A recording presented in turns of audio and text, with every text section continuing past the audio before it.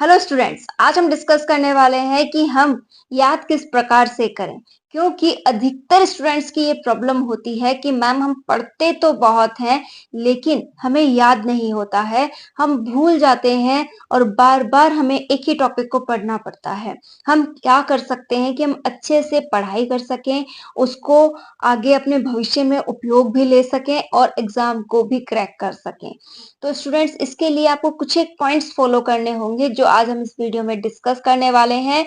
सबसे पहला पॉइंट आपको ये करना है, आप किसी एग्जाम की तैयारी का सोच रहे हैं, सबसे पहले आपको आपके अंदर ये विश्वास जगाना होगा कि मैं कर सकता हूँ, मैं इस एग्जाम को क्रैक कर लूंगा और मैं इसके लिए कैपेबल हूँ। मेरी जो क्षमताएं हैं इतनी हैं कि मैं इसको हर हाल में अचीव कर सकता हूँ। मैं कहीं से भी कमजोर नहीं हूं, मैं कर लूंगा। जब आप अपने अंदर एक कॉन्फिडेंस लाएंगे ना, तब आपको लगेगा कि वाकई में मुझे पढ़ना चाहिए। अधिकतर स्टूडेंट्स के साथ यही प्रॉब्लम हो जाती है कि वो अपने अंदर एक कॉन्फिडेंस तो ला नहीं पाते कि हाँ मैं कुछ कर सकता हूँ, और हर एक छोटी बात से अपने आप को परेशान करते रहते हैं और जो पढ़ते हैं उसमें भी उनका मन नहीं लगता है। तो आपको पहला ही काम ये करना है, अपने आप को स्ट्रांगली माइंडली प्रिपेयर करो कि हाँ मुझे पढ़ना है और मुझे ये एग्जाम क्रैक करनी है। आप जब इतने स्ट्रांगली अपने आप को तैयार कर लोगे तो दूसरा काम आपको करना है कि हाँ कल से मुझे ये टॉपिक स्टार्ट करना है, मैं कल से अपनी पढ़ाई स्टार्ट करने वाला हूँ।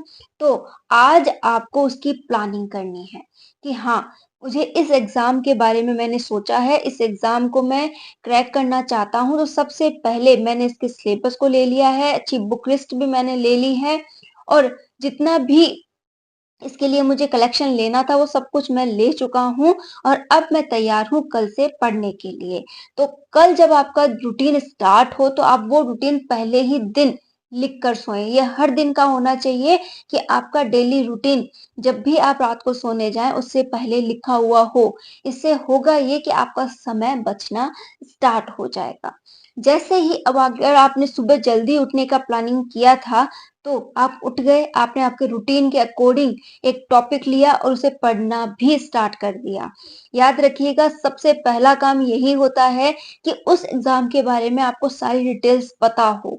और उम्मीद करती हूँ आपने आपका लक्ष्य बना लिया होगा, आपके एग्जाम्स की डिटेल भी देख ली होंगी कि किस प्रकार से एग्जाम होने वाला है, कितने क्वेश्चन पेपर्स आएंगे, क्या उसका पैटर्न रहने वाला है, हर एक पॉइंट आपको पता है।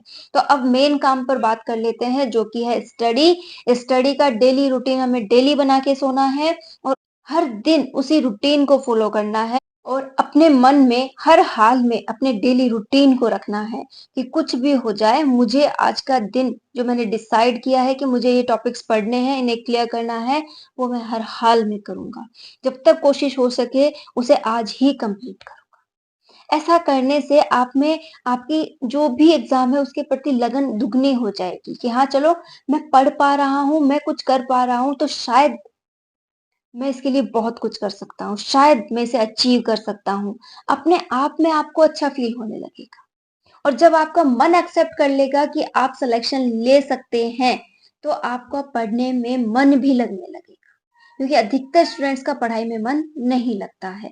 तो अगर आप चाहते हैं कि आपको पूर्ण समर्पण मिले, आप पूर्ण तरीके से पढ़ सकें, सबसे पहले अपने आप को आप तैयार कीजिए कि आपको करना क्या है। क्लियर? अब जब आप पढ़ने बैठ चुके हो तो इसमें भी आपको एक ट्रिक अपनानी है। आपको करना ये है कि जो भी टॉपिक आपने डिसाइड किया है, जैसे उठ चुके हैं आप 4 बजे के समथिंग, आप पढ़ने बैठ चुके हैं, आज का टॉपिक बाल विकास पढ़ने बैठे हैं, सुबह का आपकी स्टार्टिंग है, नया रूटीन स्टार्ट किया है, आज का डे आपका स्टार्ट हो चुका है और आपका पहला ही टॉपिक है क्या, आप मनोविज्ञान को पढ़ते हुए बाल विकास को पढ़ रहे हो। तो आपने देखा कि उसमें आपने एक लाइन पढ़ी है कि ये जो है स्टैनली होल ने दिया था, ये क्रो ने दिया था, ये डेफिनेशन ऐसे है, हरलोक ने ये कहा था। मतलब जो भी पॉइंट्स आपके सामने आते जाएंगे आप उन्हें वहीं पे रटना स्टार्ट कर देते हैं। ठीक है, आपने ये नहीं समझा कि बाल विकास क्या होता है, ये साइंटिस्ट क्या कहना चाहते हैं, इसमें ऐसे कौन से वो पॉइंट्स हैं जिन्हें अगर हमने समझ लिया तो ये पूरा बाल विकास इजी हो जाएगा। पढ़ने का यही एक तरीका होता है और ये कब आएगा जब आप ये कुछ एक पॉइंट्स फॉलो करेंगे। सबसे पहले जैसे मैंने टॉपिक लिया था बाल विकास, मुझे बाल विकास का टॉपिक लेना है और उसकी स्टार्टिंग से लेकर एंड तक की एक रीडिंग मारनी है, मात्र एक रीडिंग। बीच में क्या आ रहा है मुझे मतलब नहीं, लेकिन मैं उसकी एक रीडिंग मार रही हूँ कि बस मुझे एक बार इसे पढ़ना है। मैंने पढ़ लिया, मुझे उसके कुछ एक बिंदु समझ में आए कि कुछ एक शब्द ऐसे हैं जो ये बोलना चाहता है, बस इससे ज्यादा मुझे उसके कुछ भी समझ में नहीं बैठा। अब मेरी जब उसी वही टॉपिक मेरा आज पढ़ने का है ना, तो एक रीडिंग मात्र हो गई है और मुझे उसी को दोबारा स्टार्ट करना है। जब मैंने उसको दोबारा पढ़ने बैठी मैं, तो मैंने एक पेन ले रखा है और उसको मैं वहां वहां अंडरलाइन करूंगी जो वाकई में इंपॉर्टेंट लाइंस है। वो मैंने अंडरलाइन कर ली अच्छे से और पूरे चैप्टर को एक बार फिर से पढ़ लिया। क्लियर हो गया। अब आप आपके चैप्टर में एक पकड़ बना चुके हो। अब आपको क्या करना है, जो भी इंपॉर्टेंट लाइंस आपने अंडरलाइन की थी अब उन्हें आप बार बार रिकॉल कीजिए। इतनी प्रैक्टिस कीजिए पूरे दिन में कि हाँ बस जो है आज यही टॉपिक है। ठीक है, उस टॉपिक्स की जो लाइंस है, जो भी पॉइंट्स आए जैसे कि शेषवावस्था के बारे में बोला गया हो, बाल्यावस्था के बारे में बोला गया हो या फिर पूरे बाल विकास को किसी ने समझाया हो, जैसे हरलोक ने समझाया है, स्टैनले होल ने समझाया है, साथ ही साथ इसमें अभिवृद्धि है, वृद्धि है, ऐसे बहुत से पॉइंट्स थे जिनके ऊपर आपको फोकस करना था, आप पढ़े जा रहे हैं। आपने हद तोड़ अच्छे अच्छे पॉइंट्स को रट भी लिया है। अब आता है इनको जोड़ने का, इनको संग्रहित करने का और इनकी एक कहानी बनाने का समय। फिर आप क्या कीजिए, उन्हें अपने अकॉर्डिंग समझिए, उन्हें जोड़िए कि कैसे मैं इनको जोड़कर एक इजी लैंग्वेज बना सकता हूँ, कैसे मैं इस पूरे इतनी जो भी मैंने गाथा पढ़ी है उसको मैं अपनी लैंग्वेज में समराइज कर सकता हूँ। आप कर सकते हैं, आप करके देखिएगा एक बार। फिर अगर आपने वहां पर ये काम कर लिया तो अब आप एक बार इस टॉपिक के लिए रुक जाइए। आप नेक्स्ट डे के लिए इसे छोड़ दीजिए और अपने टॉपिक पर फोकस कीजिए कि कल मुझे क्या पढ़ना है। फिर आपने दूसरे दिन कुछ पढ़ना स्टार्ट किया, आपने उसे पढ़ा, समझा, फिर जो भी टेक्निक बाल विकास के साथ आपने की थी वही टेक्निक आपको उस टॉपिक के साथ भी अप्लाई करनी है, आप उसे भी पढ़ रहे हैं। हो गया। अब जब वो टॉपिक आपका नया वाला कंप्लीट आपने उसी तरीके से थोड़ा बहुत देख लिया है, तो अब पुराना उठाइए कि पुराना क्या था, बाल विकास था हमारा। अब हम उसे क्या कर रहे हैं, एक नई टेक्निक के साथ पढ़ रहे हैं। अब हम उसे क्या करेंगे, दोबारा से रिवाइज करेंगे। रिवाइजेशन में हम उसकी प्रैक्टिस करेंगे। जो भी हमारे पास पुराने क्वेश्चन पेपर्स हैं या हम मॉडल टेस्ट पेपर की कोई बुक लाए हैं, उसमें से उसकी प्रैक्टिस कीजिए। आप अधिकतर क्वेश्चंस के जवाब दे पाएंगे जो भी अब तक आपने पढ़ा है उसके आधार पर। जब आपको लगे कि हाँ वाकई में मैंने बहुत अच्छी पढ़ाई की थी, नए टॉपिक पर भी आपको ऐसी ही टेक्निक का यूज करना है और इसके साथ ही आपके कई टॉपिक आपको ऐसे ही तैयार करने हैं। आपको पढ़ना है, समराइज करना है और उस समराइज को अपनी लैंग्वेज में करना है कि जो भी हो मैं अपनी लैंग्वेज में इसमें क्या समझा वो मुझे लिखना है और उस छोटे छोटे पॉइंट से ही मैं अपने क्वेश्चन का जवाब दे पाऊंगा। तो अगर आप ऐसा करते हैं तो आपका बहुत अच्छा टॉपिक क्लियर होगा। नेक्स्ट पॉइंट आपको यहाँ पर अप्लाई करना है कि आपको अगर पढ़ते वक्त नींद आती है, जैसा कि हर किसी के साथ होता है, आप पढ़ने बैठे और आपको नींद का आलस चढ़ गया, 5 मिनट भी नहीं हुई पढ़ते पढ़ते और आपको उबासी आ रही है, आप सोच रहे हैं कि मैं थोड़ी देर लेट जाऊं या फिर मैं पढ़ाई को कल कर लूंगा, ऐसे बहुत से विचार आपके मन में आने लग गए। तो आप सडनली खड़े हो जाइए और बुक्स वगैरह को साइड में रखकर 2 मिनट बाहर निकल जाइए, घूम के आइए और पानी वगैरह पी लीजिए। दूसरा काम आपको ये करना है, यहाँ पर एक बात और ध्यान में रखनी है, पढ़ना हमेशा ऐसी जगह जहाँ आवाजें ना हो, आपका माहौल पढ़ने का हो, सोने की कोई व्यवस्था ना हो। ठीक है, बेड वगैरह जिस रूम में हो वहां नहीं पढ़ना है। इससे एकाग्रता है वो बढ़ेगी और आप मन लगा के पढ़ पाएंगे। फिर आपको उस टॉपिक्स को बहुत अच्छे से पढ़ना है, उसे टाइम बाउंड होके पढ़ना है। एक बात और ध्यान रखिएगा, जो भी आप टॉपिक पढ़ें उसे टाइम बाउंड होके पढ़ें और पूर्ण समर्पण के साथ पढ़ें। क्लियर है। अगर आप उसे पूर्ण समर्पण के साथ पढ़ते हैं तो वो बार बार नहीं पढ़ना पड़ता है। अब जब इतना काम आपका हो चुका है, आपने उन टॉपिक्स को बहुत अच्छे से समझ लिया है, समराइज कर लिया है, अपनी लैंग्वेज में भी समझ लिया है, तो जब जब आपका नया टॉपिक आपको मिलता जाए आप आगे की ओर बढ़ते जाएं, पुराने टॉपिक्स को रिवाइज करते जाएं। यही वो मिस्टेक्स है जो आप करते हो। आपको करना क्या है, जो भी टॉपिक आपने पढ़ा था बहुत पहले, उसे बीच-बीच में जैसे-जैसे समय मिले उसे रिवाइज़ कीजिए। क्योंकि जिनको भी याद नहीं हो रहा है, कमी कहाँ है? ओनली फॉर रिवाइज़ेशन में। हम इतने ज़्यादा जीनियस नहीं हैं कि एक बार पढ़ने मात्र से हमें चीज़ें याद हो जाएँ, हमें उसकी प्रैक्टिस करनी होगी, वो प्रैक्टिस रेगुलर करनी होगी। माना इसमें बहुत समय लगता है, लेकिन लेकिन हमें हमारी कमियों को, हमारी गलतियों को दूर भी तो करना है।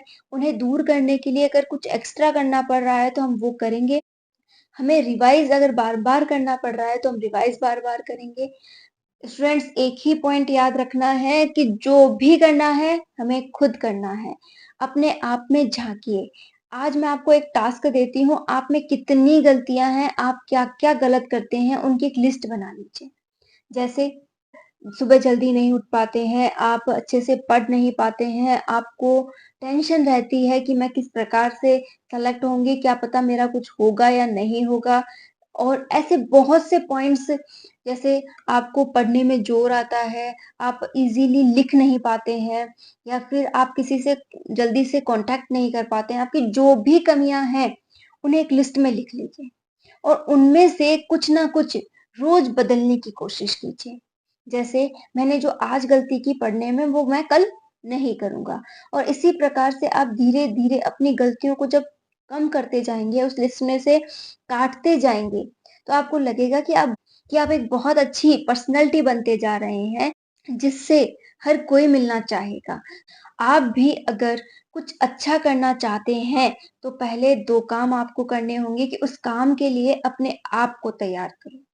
जब आप खुद ब खुद तैयार हो गए, तो दूसरा काम करना है उसके लिए हर एक प्रकार की योजना बनाना, उसको क्रियान्वित करने के लिए हर एक सामग्री का प्रबंध करना। ठीक है? ये दोनों तीनों काम अगर आपके हो गए, उसके बाद लग जाना है उसके लिए पढ़ाई में। हर संभव तरीके की पढ़ाई कीजिए, रिवीज़न कीजिए और प्रैक्टिस कीजिए। ये तीनों काम अगर आपने रेगुलर कर लिए, तो आप बहुत अच्छी पढ़ाई कर रहे हैं। नेक्स्ट जो आपको करना है वो ये है कि अगर आपने टेस्ट सीरीज़ वग़ैरह जॉइन कर रखी है, तो उन्हें सॉल्व करने का टारगेट आपको एक और रखना चाहिए कि मुझे टाइम बाउंड होना है कि 3 घंटे में मुझे इस पेपर को सॉल्व करना है, जिससे कि मैं एग्ज़ाम में भी अपने टाइम को समझते हुए पेपर सॉल्व कर लूँ। नेक्स्ट आपको इसमें ये करना होता है कि टेस्ट सीरीज़ अगर आपने जॉइन की है, तो केवल एकमात्र टीचर की करें, ज़्यादा से ज़्यादा जो ज़्यादा ऑनलाइन टेस्ट सीरीज़ होती हैं, इनको जॉइन करने से आपका समय बर्बाद होगा क्योंकि क्वेश्चन तो घुमा-फिरा कर वही पूछे जाएँगे, चाहे आप किसी का भी जॉइन कर लीजिए। इससे बेटर है कि आप एकमात्र टीचर की जॉइन करें और उस पर ही अपना 100% दें। उनके द्वारा करवाए गए पेपर से ही आप प्रैक्टिस करें। जिससे कि आपका समय बचेगा और पैसे की भी फिजूल खर्ची नहीं हो। तो उम्मीद करती हूँ आपको मेरी सारी बातें समझ आई होंगी। इनमें से कुछ एक पॉइंट्स भी अगर आप अपनी लाइफ में अप्लाई करते हो, तो आप बहुत अच्छा पढ़ पाओगे, किसी भी एग्ज़ाम को क्रैक कर पाओगे और अपनी लाइफ में सक्सेसफुल हो पाओगे।